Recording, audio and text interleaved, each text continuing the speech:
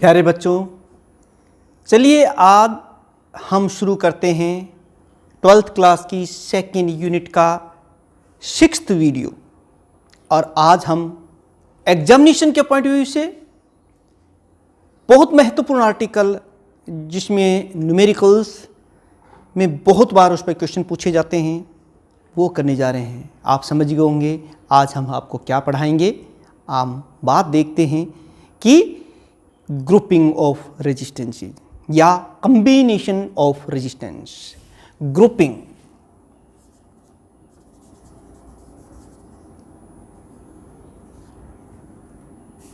Resistances.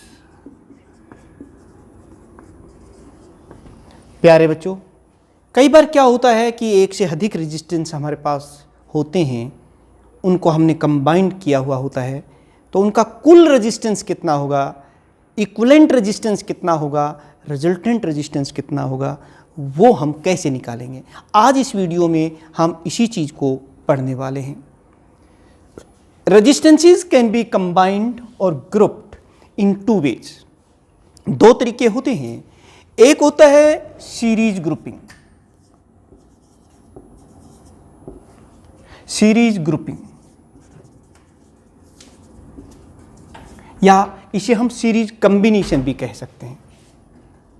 किस तरह से हम रेजिस्टेंसेस को कंबाइन करें, जोड़ें, तो उसको हम सीरीज कॉम्बिनेशन कहेंगे। देखिए, ठीक ऐसे मैं जब आप बता रहा हूं, ऐसे अगर हम रेजिस्टेंसेस को जोड़ते चले जाएं, ये होता ना सिंबल रेजिस्टेंस का। फिर देखिए ये, और ये इसका एंड, ये फिर एंड। और अगर हम रेजिस्टेंसेस को इस तरीके से जोड़ते चले जाएं, तो उस कॉम्बिनेशन को हम सीरीज ग्रुपिंग कहते हैं। यानी कि वो एंड टू एंड जुड़े हुए हों, लाइक दिस। ये सारे रेजिस्टेंस सीरीज में जुड़े हुए हैं। और ये देखिए, ये हमने पोटेंशियल डिफरेंस लगा दिया है। ये देखिए,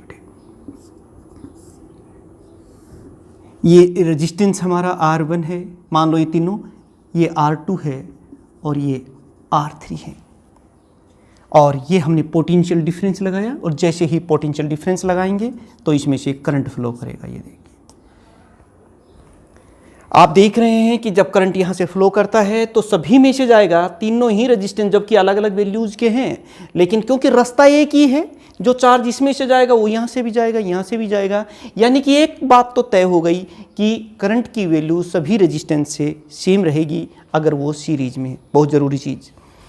दूसरी चीज़, वो एंड टू एंड जुड़े हुए होने चाहिए। ऐसी कॉम्बिनेशन को हम सीरीज कॉम्बिनेशन कहते हैं। प्यारे बच्चों, फिर देख लीजिए, a number of resistances are said to be connected in series if they are connected end to end so that same electric current flow through each resistance। प्यारे बच्चों, इस केस में करंट सेम हो गया है, लेकिन जब रेजिस्टेंस अलग अलग है तो जाहिर है V इक्वल टू IR, तो फिर पोटेंशियल डिफरेंस की जो वैल्यू होगी वो अलग अलग होगी। ये देखिए, पोटेंशियल डिफरेंस अलग होगा, करंट सेम होता है सीरीज कॉम्बिनेशन। इन तीनों के इक्विवेलेंट, मान लो इन तीनों को हटाकर हमें एक लगाना पड़े बराबर का, जो उतना ही काम कर रहा हो जितना कि तीन कर रहे हैं, तो वो उनका रिजल्टेंट रेजिस्टेंस कहलाएगा। उसको हम इस तरीके से लिख देते हैं, ये है RS। और बाकी की चीज़ वही, क्योंकि जो इन तीनों के अक्रॉस वोल्टेज है वही वोल्टेज हम यहाँ लगा रहे हैं। ये देखिए प्यारे बच्चों, ये देख सकते हैं आप, ये V वोल्ट की बैटरी और I करंट, और ये RS क्या है, इन तीनों का इक्विवेलेंट है, रिजल्टेंट है। जब हमने इनको सीरीज में कनेक्ट किया तो ये रिजल्टेंट रेजिस्टेंस बना। तो प्यारे बच्चों, इस सिंपल से एग्जाम्पल से हम देखेंगे कि रिजल्टेंट रेजिस्टेंस हम लोग कैसे निकालेंगे।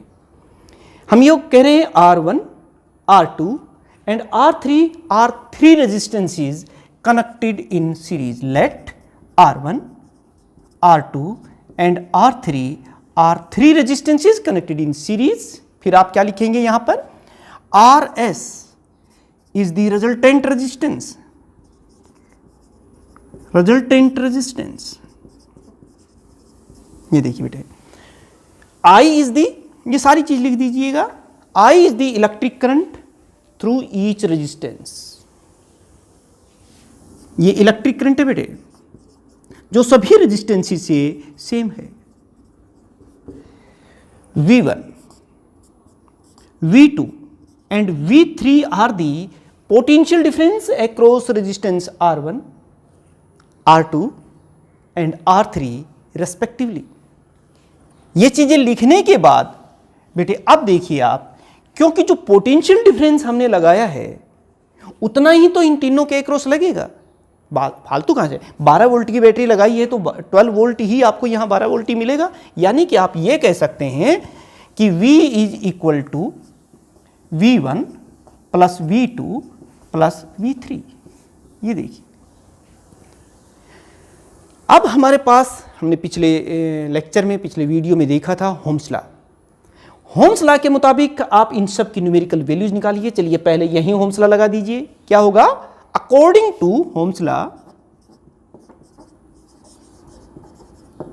बताइए मुझे. पहले हमारे पास ये जो रेजिस्टेंस है इसके लिए लगाइए, क्या होगा, बताइए मुझे. पहले हमारे पास ये जो रेजिस्टेंस है इसके लिए लगाइए, क्या होगा, V is equal to I RS. बिल्कुल. अब यहां इस रेजिस्टेंस के लिए होम्स लॉ लगाना, V1 इज इक्वल टू, ये देखिए V1 है, I करंट है और R रेजिस्टेंस है R1, तो कितना हो जाएगा, I R1. इस रेजिस्टेंस के लिए होम्स लॉ लगाना, V2 is equal to I R2.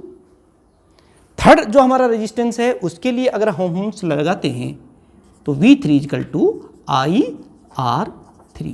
ये हमारे पास एक इक्वेशन आई बेटे. यूजिंग इक्वेशन 2 इक्वेशन 1 बिकम, यानी कि इक्वेशन 2 से तमाम जो वैल्यूज हैं वो इक्वेशन 1 में रख दीजिए. फिर देखिए क्या मिलता है. वी राइट हियर, जो चीज आप देख रहे हैं, यूजिंग दिस इक्वेशन, यानी कि V1, V2 एंड V3 की वैल्यू इक्वेशन 1 में रख दीजिए. चलिए रख रहे हैं. V के स्थान पर क्या लिखेंगे, I RS.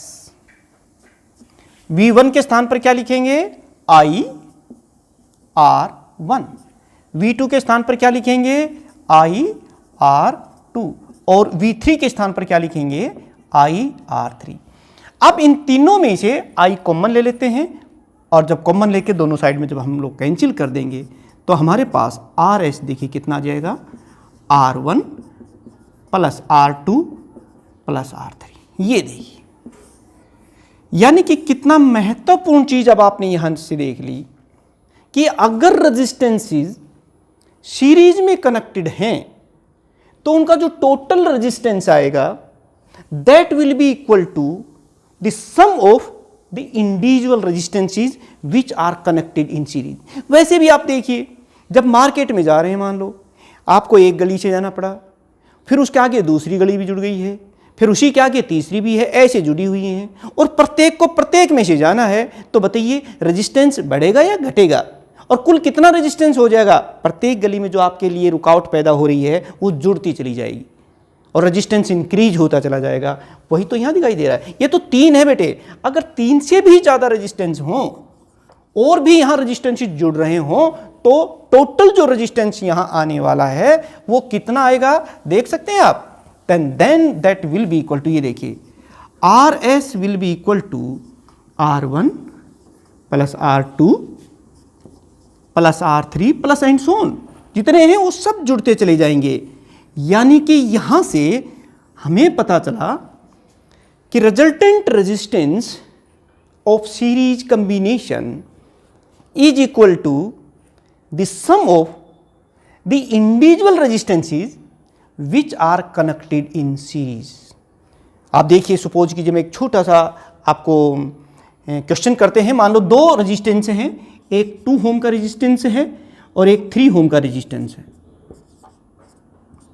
और ये दोनों सीरीज में जुड़े हुए हैं इस तरह से, तो what will be the total resistance? Resultant resistance कितना होगा? जोड़ दीजिए R1 प्लस R2 यानी कि 2 प्लस 3, टोटल रेजिस्टेंस कितना आ जाएगा? That will be equal to 2 plus 3 यानी कि 5 ओम। तो यहां से पता चल गया होगा कि रेजिस्टेंस जो है सीरीज कॉम्बिनेशन में इंक्रीज करता है। Resistance increases in series combination. साथ में एक और चीज देखिए, जी जो टोटल रेजिस्टेंस आ रहा है वो जो सबसे ज्यादा है सीरीज कॉम्बिनेशन में उससे भी ज्यादा ही आएगा, यानी कि resultant resistance is greater than the greatest in the series combination. कई बार बड़ा आसानी से हो जाता है कि भाई एक इतने का इतना का, तो आपको कैलकुलेशन करने की जरूरत नहीं है, जो सबसे ज़्यादा है ना उससे ज़्यादा एक वैल्यू 4 ऑप्शंस में है तो तुरंत आप कर देंगे क्योंकि वो तो ज़्यादा ही होने वाली है। तो सीरीज कॉम्बिनेशन में रेजिस्टेंसेस जुड़ जाते हैं, ऐड हो जाते हैं, इंक्रीज हो जाता है। तो दो बातें बेटे यहाँ हमें देखनी है, ध्यान रखनी है सीरीज कॉम्बिनेशन का। पहली बात तो वो एंड टू एंड जुड़े हुए दिखने चाहिए। दूसरा, प्रत्येक में से करंट सेम होना चाहिए। दोनों कंडीशन फुलफिल होंगी तभी हम कह पाएंगे कि वो सीरीज में है। कई बार दिखेंगे वो एंड टू एंड जुड़े हुए लेकिन उनमें करंट सेम नहीं होगा। अगर करंट सेम नहीं है तो फिर वो सीरीज में नहीं माना जाएगा। कई बार करंट सेम माना जाएगा लेकिन एंड टू एंड जुड़े हुए नहीं है, तब भी वो सीरीज कॉम्बिनेशन नहीं ली जाती है। तो प्यारे बच्चों, थोड़ा ध्यान रखना कि जो चीज़ कई बार दिखती है वो चीज़ होगी नहीं, और जो होगी वो कई बार दिखती नहीं है। कई बार घुमा फिरा करके उस क्वेश्चन को दिया हुआ होता है। तो ये दो बातें हमें ध्यान रखनी जो मैंने अभी अभी आपको बताई। Current same and these resistance must be connected in end to end like this, या पैरेलल ग्रुपिंग। पैरेलल ग्रुपिंग कह दीजिए, पैरेलल कॉम्बिनेशन कह दीजिए। ये देखते हैं ये क्या होती है। ये देखिए बेटे, अगर रेजिस्टेंस कुछ इस तरह से जुड़े हुए हों लाइक दिस, देखिए आप कोई रेजिस्टेंस जुड़ा हुआ है लाइक दिस, आप खुद देखिए। एक रेजिस्टेंस हमारे पास ये है, इसका एक एंड यहाँ जुड़ा हुआ है और दूसरा एंड यहाँ जुड़ा हुआ है। ये हमारे पास दूसरा रेजिस्टेंस है, इसका भी एक एंड यहाँ जुड़ा हुआ है, दूसरा एंड यहाँ जुड़ा हुआ है। और ये हमारे पास तीसरा रेजिस्टेंस है, और रेजिस्टेंस हैं। और प्यारे बच्चों, इसका भी एक एंड यहाँ जुड़ा हुआ है और दूसरा एंड यहाँ जुड़ा हुआ है। आप देख रहे हैं इस तरह की जो कॉम्बिनेशन होती है ना, उसे हम पैरेलल कॉम्बिनेशन कहते हैं। ये इस रेजिस्टेंस को हम R1 कह देते हैं, इसको R2 कह देते हैं, इसको हम R3 कह देते हैं, और इस तरीके से आप देख सकते हैं ये हमने पोटेंशियल डिफरेंस लगा दिया है। ये देखिए,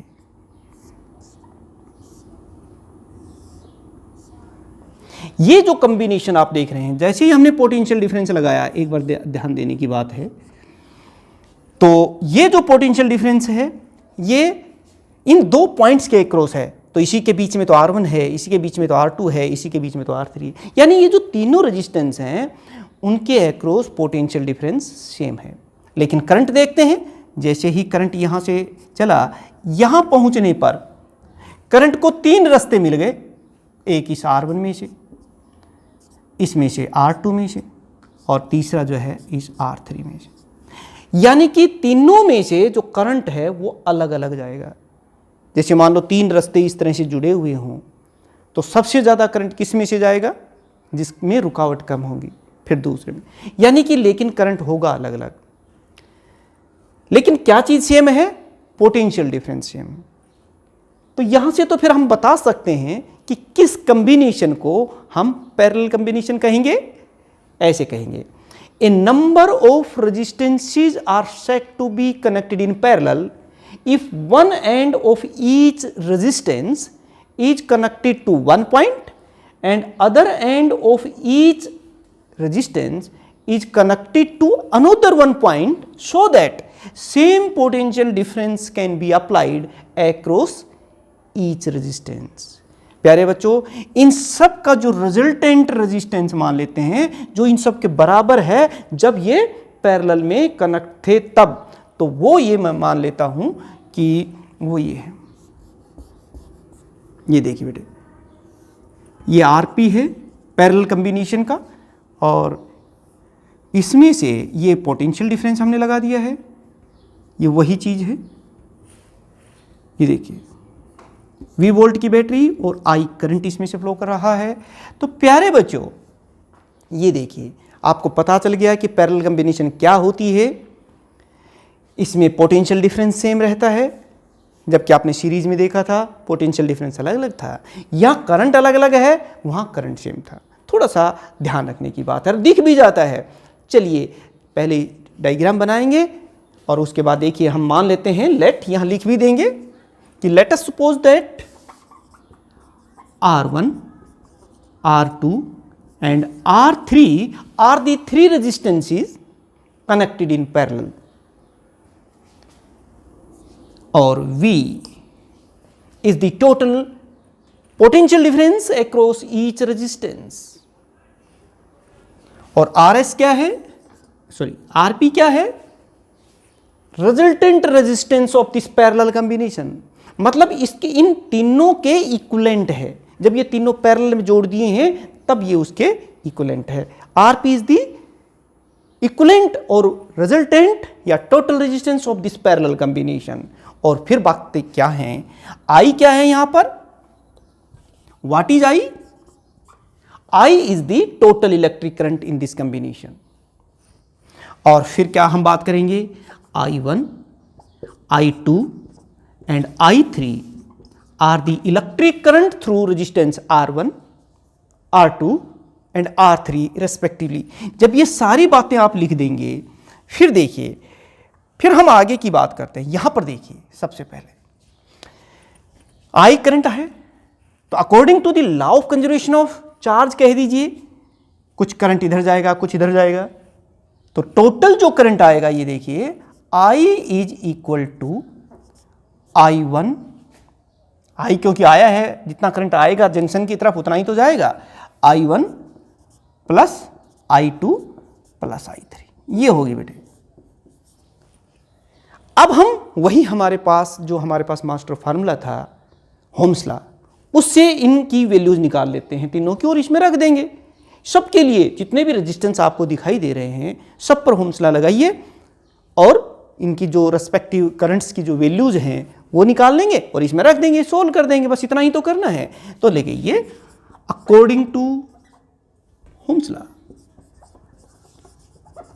बेटे ये देखिए अब हम होम्स लॉ यूज कर रहे हैं, तो पहले इसी रेजिस्टेंस के लिए लाता थी, क्या होगा हम जानते हैं, V equal to I R P, और यहां से I की वैल्यू आप निकाल सकते हैं, कितना आ जाएगा, I is equal to V by R P, ऐसे ही तो आएगा, I is equal to V by. अच्छा इस रेजिस्टेंस के लिए होम्स लॉ लगाना, V तो वोल्टेज है, I1 करंट है, ये है, तो आप क्या लिखेंगे, V is equal to I1 R1। ये देखिए इसके लिए I1 R1, यहां से हम I1 की वैल्यू निकाल सकते हैं। I1 कितना हो जाएगा, V बाई R1। ठीक ऐसे ही इस रेजिस्टेंस के लिए होम्स लॉ, फिर पोटेंशियल डिफरेंस तो सेम है, तो हम क्या लगाएंगे, V equal to I2 R2। तो यहां पर भी आप ये इस तरीके से लिख देते हैं, I2 equal to V by R2। ठीक तीसरे के लिए भी इसी तरीके से आप लिख दीजिए, V equal to I3 R3, और यहां से हम लिखेंगे I3 equal to V by R3। ये हमारे पास एक इक्वेशन आ गई बेटे। इक्वेशन 2 से हमारा लक्ष्य भी यही था, इनकी वैल्यूज निकालनी थी होम्स लॉ से। तो using this equation 2, equation 1 becomes, या put the value of I, I1, I2 and I3 from equation 2 in equation 1 we write. ये देखिए बेटे I के स्थान पर क्या लिखेंगे, V by R P. I1 के स्थान पर क्या लिखेंगे, V बाई R1। I2 के स्थान पर क्या लिखेंगे, V बाई R2, और I3 के स्थान पर हम लोग क्या लिखेंगे, V बाई R3। इस साइड से V कॉमन लेंगे, V इधर भी है, दोनों साइड से लेफ्ट राइट में वो कैंसिल हो जाएगी, और क्या बच जाएगा वो लिख दीजिए, 1 और RP इज इक्वल टू 1 और R1, 1 और R2 प्लस 1 और R3। प्यारे बच्चों देखिए कितना महत्वपूर्ण रिजल्ट हमारे पास आ गया है। ये देखिए, ये रिजल्टेंट रेजिस्टेंस का रेसिप्रोकल है। Reciprocal of the resultant resistance is equal to the sum of the reciprocal of individual resistances which are connected in parallel. तीन ही नहीं, 3 से अधिक होते तो वो भी जुड़ते चले जाते। और प्यारे बच्चों अब आपको मैं एक छोटा सा फिर से एक एग्जांपल देता हूं कि मान लो हमारे पास 2 रेजिस्टेंसेस हैं, एक 2 ओम का है पहले की तरह और दूसरा 3 ओम का है। कैसे निकालोगे? 1/RP ऐसे निकालोगे ना, 1/2 प्लस 1/3, फिर आप एलसीएम लोगे तो कितना आ जाएगा 6, 2 3 जा 6, और इस तरीके से कुल मिला के आप किस तरह से आप कर दोगे इसको 5/6। लेकिन ये 1/RP है तो RP रिजल्टेंट रेजिस्टेंस कितना जाएगा 6/5, यानी कि इतने ओम का रेजिस्टेंस आ जाएगा। आपने क्या देखा बेटे यहां पे कि टोटल जो रेजिस्टेंस हमारे पास आया है वो 1.2 ओम का आया है, जबकि हमने जोड़े कितने थे 2 और 3 का। तो यहां से देख करके बताइए कि रिजल्टेंट रेजिस्टेंस जो है पैरेलल कॉम्बिनेशन में इंक्रीज होता है कि डिक्रीज होता है? जाहिर है डिक्रीज हो रहा है। हमने 2 और 3 का पैरेलल कॉम्बिनेशन में कनेक्ट किया, लेकिन टोटल जो रेजिस्टेंस आया वो 1.2 ओम का। इसका मतलब in parallel combination resultant resistance जो होता है वो डिक्रीज करता है। एक और बात, 2 और 3 के हमने कनेक्ट किए और हमें मिला कितना 1.2। इसका मतलब जो रिजल्टेंट रेजिस्टेंस है, the resultant resistance always remain lesser than the least in the parallel combination. जो सबसे कम है ना उससे भी कम आएगा। अगर ये थोड़ा आइडिया होगा तो वास्तव में आपको कुछ क्वेश्चंस सोल्व करना, 4 ऑप्शंस में से टिक करना आसान हो जाता है। तो ये देखा हमने पैरेलल कॉम्बिनेशन। लेकिन प्यारे बच्चों ये इतना आसान नहीं रहने वाला है कि आपको या तो वो सीरीज में ही देंगे या फिर वो पैरेलल में ही देंगे। आपको देखना होगा कि पैरेलल कॉम्बिनेशन के लिए 2 बात आपको याद रखनी है। पहली बात आपको याद रखनी है कि वो प्रत्येक रेजिस्टेंस का एक एंड एक पॉइंट पर कनेक्ट होना चाहिए और दूसरा एंड दूसरे पर, यानी वो इस तरह से दिखनी चाहिए। दूसरी बात, सबके अक्रॉस सेम पोटेंशियल डिफरेंस है। जब ये दोनों बातें कंफर्म हो जाएं तभी हम कह पाएंगे कि वो पैरेलल कॉम्बिनेशन में है। अगर इनमें से एक भी फुलफिल हो रही हो, दूसरी नहीं हो रही हो, तो फिर वहां कहीं ना कहीं डाउट है। इसलिए जब भी कोई क्वेश्चंस करें तो पहले देख लें कि वो सीरीज में है कि वो पैरेलल में है। आप देखेंगे जब हम न्यूमेरिकल्स करेंगे सीरीज पैरेलल के, और तो उसमें एक भ्रम सा होगा, आपको कुछ दिखेगा कुछ होगा कुछ। लेकिन जब आप क्लियर है, आपके कॉन्सेप्ट क्लियर हैं सीरीज पैरेलल के, तो फिर आपको कोई परेशानी या कोई दिक्कत नहीं होने वाली। तो प्यारे बच्चों चलिए अब हम एक छोटा सा इसके लिए न्यूमेरिकल कर लेते हैं, क्योंकि ज़रूरी नहीं कि वो सारे आपको सीरीज में मिलेंगे या सारे आपको पैरेलल में मिलेंगे, ऐसा नहीं है। कुछ सीरीज में भी हो सकते हैं और कुछ पैरेलल में भी हो सकते हैं। जैसे मैं एक सिंपल सा क्वेश्चन लेता हूं बोर्ड के एग्जामिनेशन के पॉइंट ऑफ व्यू से। मान लो ये क्वेश्चन आपको दे दिया, ये एक रेजिस्टेंस है, ये मान लो 10 ओम का रेजिस्टेंस है, और यहाँ पर ये एक और रेजिस्टेंस है, ये इसको हम मान लेते हैं ये 20 ओम का रेजिस्टेंस है, और ये भी एक और रेजिस्टेंस है, और इस तरीके से ये एक और रेजिस्टेंस है, ये भी मान लो 10 ओम का रेजिस्टेंस है, और ये 20 ओम का रेजिस्टेंस है, दोनों। तो प्यारे बच्चों आपसे पूछा कि इसमें इक्विवेलेंट रेजिस्टेंस कितना है, कोई बहुत मुश्किल नहीं। जैसे एक समस्या दे दी है आपको, एक जो चीज़ उलझी पड़ी है, आप जैसे कभी आपने देखा हो कोई रील जो है, धागा है और वो अड़क जाता है, तो कैसे उसको सुलझाते हैं, उसका छोटा छोटा हिस्सा जो है सोल्व करते हुए चलिए और धीरे धीरे वो सारा सुलझ जाता है, वो सोल्व हो जाता है। ठीक वैसे ही हमें यहाँ करना है। जितना हिस्सा पहले सोल्व कर सकें वो कर लीजिए। देखिए यहाँ पर ब्रेकअप नीचे की तरफ चलिए, ये दोनों आपको एक साथ दिखाई दे रहे हैं यहाँ पर, ये दोनों पैरेलल में, क्योंकि इन दोनों के एंड एक तरफ है एक ही पॉइंट पर और दूसरा एंड दूसरे पर, और अगर जो पोटेंशियल डिफरेंस लगाएंगे वो भी सेम होगी। इसका मतलब ये दोनों रेजिस्टेंस पैरेलल में हैं। तो सबसे पहले इन्हीं का रिजल्टेंट निकाल लेंगे, और वो रेजिस्टेंस ऐसे ही तो निकालेंगे 1/20 प्लस 1/20, और ये कितना हो जाएगा 2/20, यानी कि, और इस तरह से हमारे पास ये रेजिस्टेंस आ जाएगा 1/10 यानी कि 10 हो। अब इसके इक्विवेलेंट जो है सर्किट बना लेंगे एक और।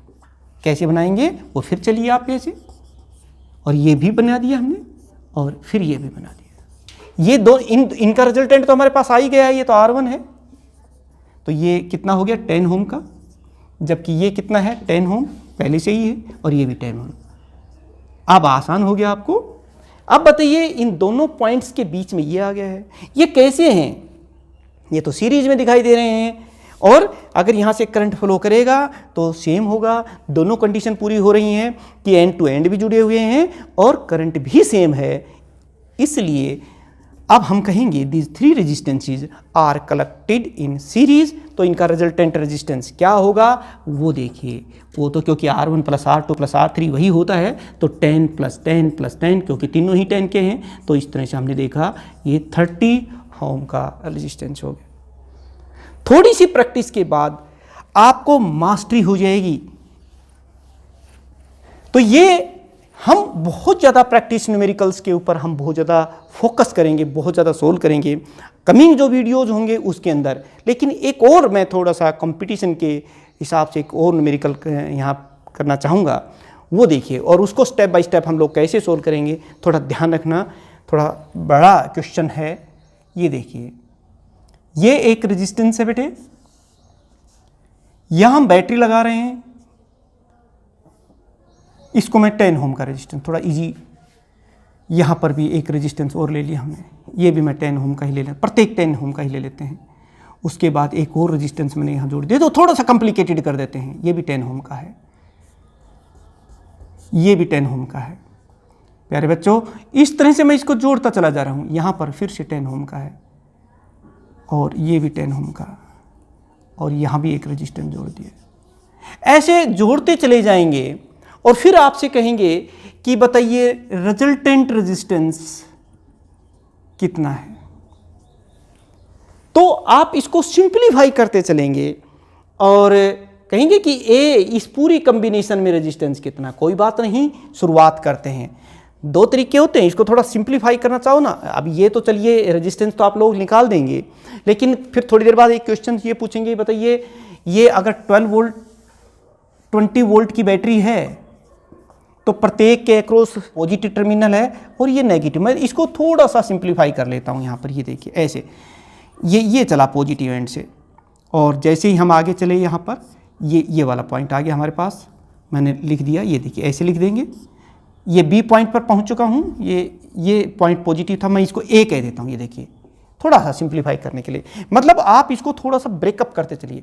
फिर ए से आगे हम चले, ये रेजिस्टेंस आ गया, फिर ये रेजिस्टेंस भी इधर ही है, और इसको मैं बी पॉइंट कह देता हूं बेटे। ये बी पॉइंट पर पहुंच चुके हैं हम, यहाँ पे ये बी है। और उसके बाद यहाँ से एक और बात, बी पर, बी के बाद ये इसको मैं सी पॉइंट कह देता हूँ। ये देखिए ये बी से आगे सी, ये भी 10 ओम का रेजिस्टेंस है। बहुत ही ये सारे ही 10 ओम के मैं ले रहा हूँ सिंपलिसिटी के लिए, और अदरवाइज कुछ भी हो सकता है। और ये हमारा बी और ये सी पॉइंट है। प्यारे बच्चों देखिए यहाँ सी आगे है, और सी के बाद फिर हम आगे चल रहे हैं, और ये नेगेटिव टर्मिनल बैटरी का आ गया है, ये पॉजिटिव टर्मिनल।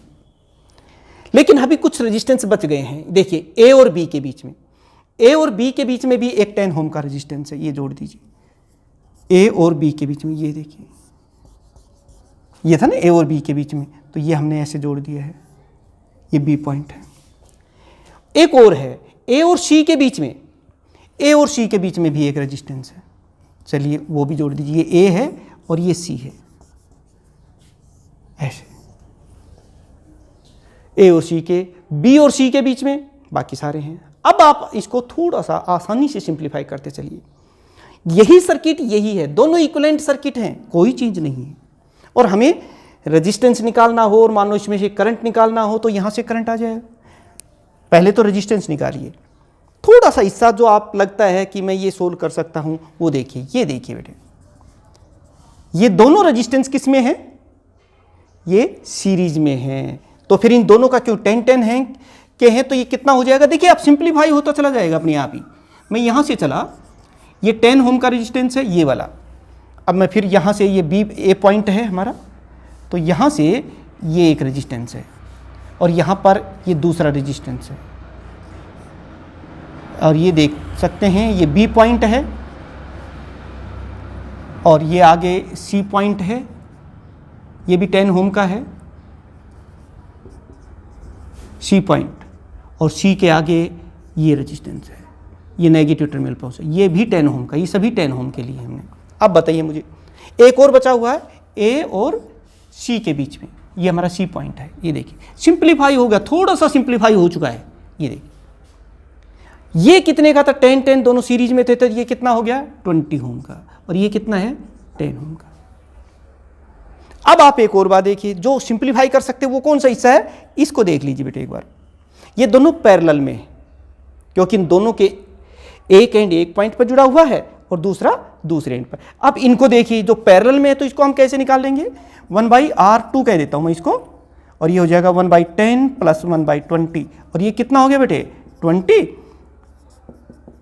और इस तरह से ये हो गया हमारे पास 3/20। और कुल देखते हैं तो रेसिप्रोकल लेंगे तो ये 20/3 हो जाएगा बेटे। इतने ओम का रेजिस्टेंस हो गया। यानी कि इन दोनों के स्थान पर भी आप जोड़ देंगे तो ये एक हो जाएगा। तो ये देखिए, मैं इसको यहीं एक और सर्किट आप बनाएंगे। 20/3 का ये हो चुका है, तो नेक्स्ट सर्किट क्या बन जाएगा हमारा? ये देखिए, इसके आगे मैं एक और सर्किट बना रहा हूँ, इजी सा ही है। ये पॉजिटिव टर्मिनल चले, ये 10 ओम, और ये दोनों का जो रिजल्टेंट था वो मैंने लिख लिया है। ये 20/3 ओम का रेजिस्टेंस हो गया। ये बी पॉइंट है हमारा, ये वाला पॉइंट ए था, ये बी पॉइंट है। और आगे देखिए ये सी पॉइंट है, ये 10 ओम का रेजिस्टेंस है। ये हमारा सी पॉइंट है और ये एक और रेजिस्टेंस है, और ये नेगेटिव टर्मिनल है, ये भी 10 ओम का रेजिस्टेंस आप देख सकते हैं। बेटा ये थोड़ा सा सिंप्लीफाई हो गया है। ए और सी के बीच में,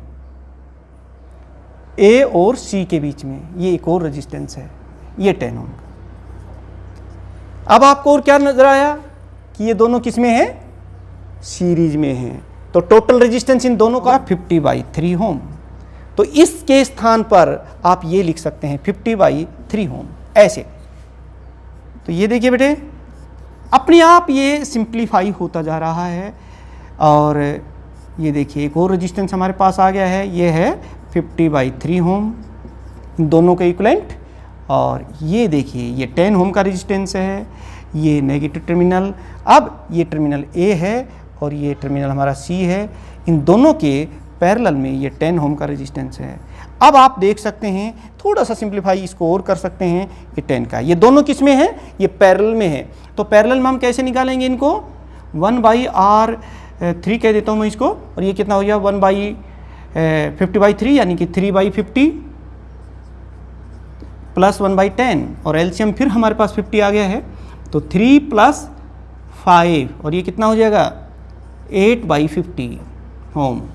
और इस तरह से हमारे पास R3 कितना आ गया? 50/8। प्यारे बच्चों, इस तरीके से आप देखिए, हम सिंप्लीफाई थोड़ा एक डिटेल में बता रहा हूँ, बाद में तो आप जल्दी जल्दी कर लोगे वैसे ही, लेकिन एक बार हमें पूरा आना चाहिए। तो ये देखिए नेक्स्ट टर्मिनल ये है 10, सिंप्लीफाई कर दीजिए, कितना हो जाएगा? ये 10 + 50/8 + 10, और इस तरीके से कुल जो है कितना हो जाएगा? ये 80 + 50 + 80।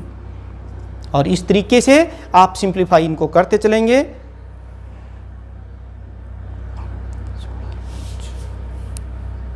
कितना हो गया ये?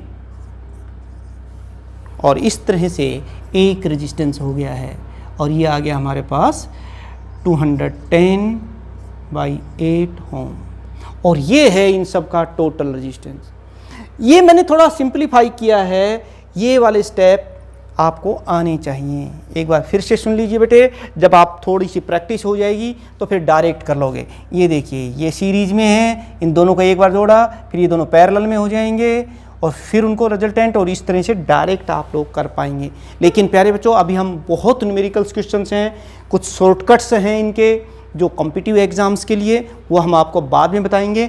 ये तो मैंने एक बार डिटेल में कि जो भी आपको पास कॉम्प्लिकेटेड सा सर्किट दिया हुआ हो, उसे आप किस तरह से स्टेप बाय स्टेप कम करते चलेंगे और सोल्व कर लेंगे, और फिर लास्ट में आप इस तरह से करेंगे। और बाद में कुछ शॉर्टकट्स ट्रिक्स हैं जिनको यूज करके हम कॉम्पिटिटिव एग्जाम्स में क्वेश्चंस जो है समय बचा पाएंगे और कैसे हम लोग करें। लेकिन जो कमिंग वीडियोज़ हैं और आएंगे, उसमें हम बहुत ज़्यादा प्रैक्टिस करने वाले हैं इस तरह के क्वेश्चंस की। तो आपसे भी यही है कि आप इस तरह के क्वेश्चंस को ज़्यादा से ज़्यादा प्रैक्टिस करें, और जितनी प्रैक्टिस, क्योंकि सीरीज, पैरेलल, कॉम्बिनेशन, रेजिस्टेंसीज बोर्ड के साथ साथ कंपटीशन्स में बहुत टाइप के क्वेश्चंस आते हैं। तो प्यारे बच्चों, इसी के साथ हम जो है आप तैयारी कीजिए, और अभी तक भी अगर आपने इस चैनल को सब्सक्राइब नहीं किया है तो कर लीजिएगा। ये आपके लिए, आपके फ्यूचर के लिए, आपकी फिजिक्स के लिए, आपकी मोटिवेशन के लिए बहुत ज़्यादा महत्वपूर्ण रहने वाली है। धन्यवाद। Thank you very much.